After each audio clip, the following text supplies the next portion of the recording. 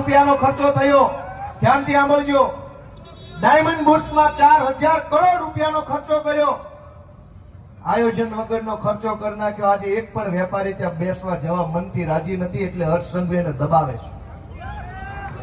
મિત્રો એક વાત સમજો કે આયોજન વગરની સરકારો હાલશે તો આપણું નહીં, આવનારી 10 પેઢીઓનું તે કોઈ દી ભલું નથી થવાનું. વાત આયોજન વાળી હોવી જોઈએ. 4000 કરોડ રૂપિયાનું બિલ્ડિંગ ખરીદ્યું અને વાહવાહી કરવા માટે આવીને ભાષણો કરી ગયા.